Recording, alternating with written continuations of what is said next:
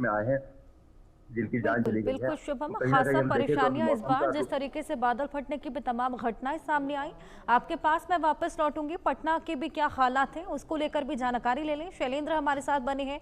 Shailendra, monsoon के U turn की वजह से क्या कुछ परेशानियां?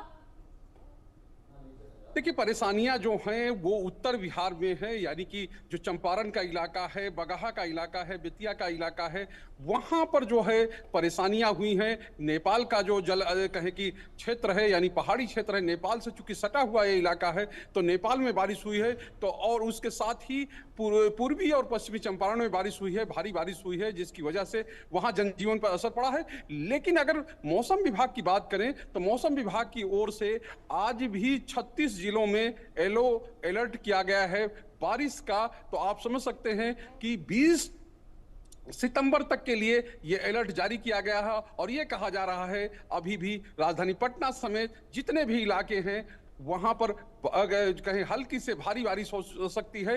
रोज यहां बारिश हो रही है और परेशानी के सबब यह है कि जो गंगा है वो कई जगह पर खतरे के निशान से ऊपर है। लेकिन इसके बीच में एक और है, चूंकि बिहार को आपदा का प्रदेश कहा जाता है, इतनी बारिश हो रही है या मौसम ने यू टर्न लिया है। लेकिन अगर कहा जाए कि बारिश का जो कोटा है, यानी बारिश जितनी होनी चाहिए उससे 28%, यानी अगर ओवरऑल का औसत निकाला जाता है, क्योंकि यहां पर कहा जाता है उत्तर बिहार में बारिश होती है, सीमांचल में बारिश होती है, कोसी के क्षेत्र में बारिश होती है, मिथिलांचल के क्षेत्र में बारिश होती है। लेकिन जो दक्षिण बिहार का इलाका है, कहे कि शाहबाद का इलाका है, मगध का इलाका है, इन इलाकों में बारिश कम होती है। इसी वजह से जो औसत है बारिश का वो कम है, 28% अभी तक कम बारिश हुई है। और एक तरह से कह सकते हैं कि अब जो है कि जो बारिश का मौसम है धीरे धीरे खत्म होने के कगार पर है। और ये माना जा रहा है कि 20 तारीख के बाद मौसम जो है बिल्कुल साफ होने लगेगा और बारिश का जो मौसम है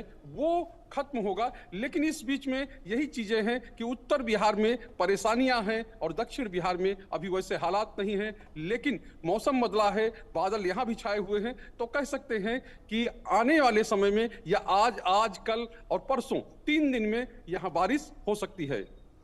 बिल्कुल, जिस तरीके से फिलहाल ये बताया जा रहा है कि जल्द ही वहां पर मौसम साफ हो सकता है। इसी बीच सिद्धार्थ, मैं आपके पास आऊंगी। वहां पर कब तक बताया जा रहा है कि मौसम साफ हो जाएगा?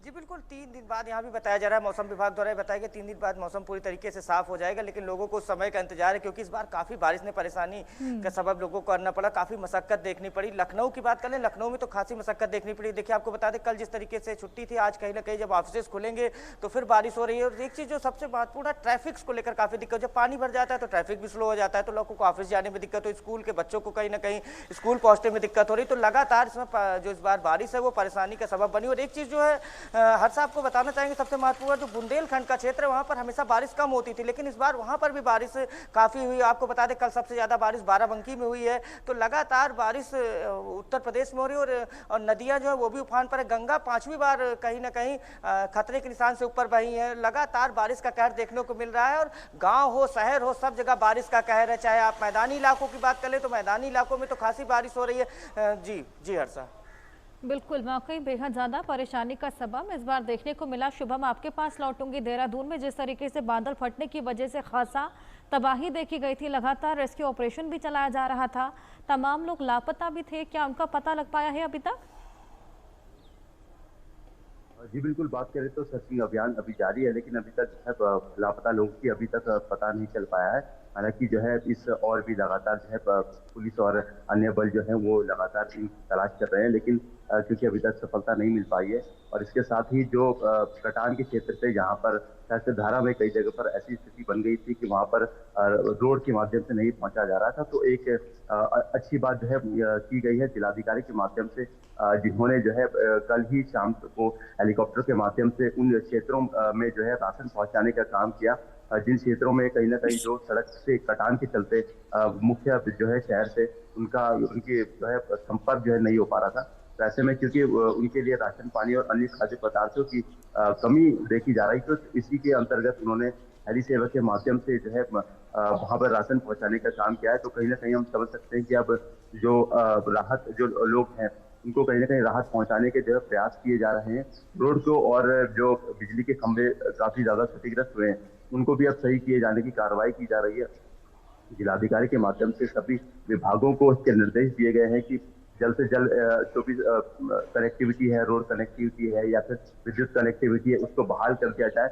और टीमें भी लगातार लगी हुई है, लेकिन कई जगह पर ऐसी स्थिति है जहां पर जो नदी के उफान में आने से जो सड़कों पर मलबा बैठा, घरों पर मलबा बैठा, तो लोग अभी भी अपने घरों से मलबा हटाने की कोशिश कर रहे हैं, क्योंकि इतना ज्यादा मलबा वहां पर आया है कि उसको हटाना संभव नहीं हो पा रहा है। बड़ी मशीनों का सहारा जरूर लिया जा रहा है, लेकिन फिर भी क्योंकि कई जगहों पर इस तरह की स्थिति बनी है, शहर का ऐसा कोई कोना नहीं है जहां पर इस तरह की स्थिति ना बनी हो, तो कहीं ना कहीं मलबे को हटाने में भी काफी मशक्कत का सामना करना पड़ रहा है। और क्योंकि लगातार बारिश देखी जा रही है, तो ऐसे लगातार बारिश के दौर में काम करना भी काफी ज्यादा मुश्किल हो रहा है। शुभम, लगातार बारिश की वजह से खासा परेशानियां। आप हमारे साथ बने रहिए शैलेंद्र और सिद्धार्थ, बहुत शुक्रिया आपका हमारे साथ जुड़कर ये तमाम जानकारियां साझा करने के लिए। इसी बीच एक और बड़ी खबर आपको दे दी, उत्तराखंड के चमोली में बादल फट गया है। चमोली के नंदा नगर में घाट में ये तबाही देखने को मिली है। बादल फटने की वजह से 6 लोग मलबे में दब गए हैं, 7 लोग लापता हैं। 2 लोगों का रेस्क्यू किया गया है। मसूरी में भी 2500 पर्यटक फंसे हुए हैं। ये बेहद बड़ी क्षति एक बार फिर से बारिश की वजह से देखने को मिल रही है। आए दिन जिस तरीके से बादल फटने की घटना इस बार मानसून में देखने को मिली, वो वाकई बेहद डराने वाली। चमोली में बादल फटा है, जिसके चलते 2500 पर्यटक फंसे हुए हैं। नंदानगर घाट में तबाही है। मसूरी में भी 2500 पर्यटक फंसे हुए हैं। हालांकि 2 लोगों को रेस्क्यू किया गया है।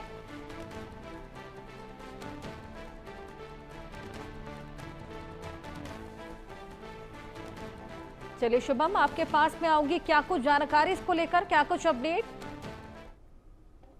जी बिल्कुल, तड़के ही इसकी जानकारी मिली है, जिसमें कि चमोली पर जो है इस तरह की भारी आफत की बारिश के चलते जो है काफी नुकसान हुआ है।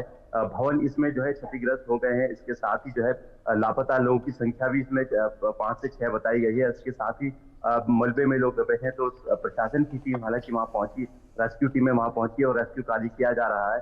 लेकिन क्योंकि मौसम कहीं ना कहीं एक बड़ी चुनौती बनता जा रहा है, मौसम लगातार खराब है, इसके चलते जो है काफी ज्यादा दिक्कतों का सामना करना पड़ रहा है।